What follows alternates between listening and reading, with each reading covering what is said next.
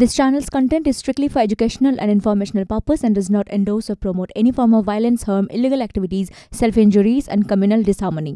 বাংলাদেশের সংখ্যালঘু নির্যাতনের অভিযোগ ফের অস্বীকার বিএনপি নেতা মির্জা ফখরুল ইসলাম আলমগীর। এক জনসভায় বিএনপি নেতা অভিযোগ করেন ওপারে পালিয়ে গিয়ে ষড়যন্ত্র চক্রান্ত করছেন শেখ হাসিনা। সংখ্যালঘু নির্যাতন নিয়ে মিথ্যে প্রচার চালানো হচ্ছে। কথা বলবো সব্যসাচী রয়েছেন টেলিফোনে প্রতিনিধি সব্যসাচী। অর্থাৎ আরও একবার বিএনপি নেতা তিনি দাবি করছেন যে ভুল প্রচার করা হচ্ছে, মিথ্যে প্রচার করা হচ্ছে এবং পালিয়ে গিয়ে শেখ হাসিনা তিনি ভুল কথা বলছেন, মিথ্যে প্রচার চালাচ্ছেন।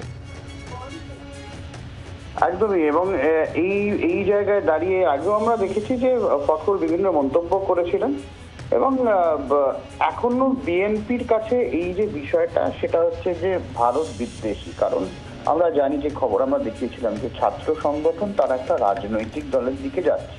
ছাত্র সংগঠনের চড়া ভারত বিদ্বেষ, জামাত হেফাজতে এই কট্টরপন্থীদের চড়া ভারত বিদ্বেষ, সেই জায়গায় দাঁড়িয়ে ভারত বিদ্বেষী জিগির না তুলে বাংলাদেশে এখন রাজনীতি করাটাই বোধহয় কঠিন হয়ে গিয়েছে।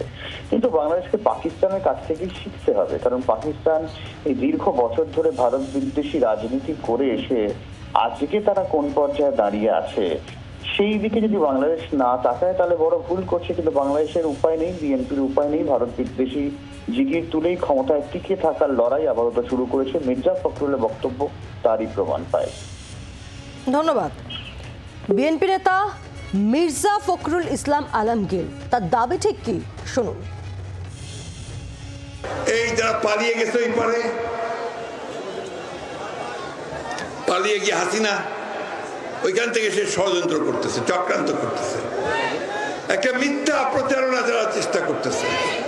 এটা কি ওই যে আমাদের ভাইরা বসে আছে এখানে, আমাদের হিন্দু ভাইরা, আমরা নাকি তাদের উপরে এই দেশে নাকি অত্যাচার হচ্ছে।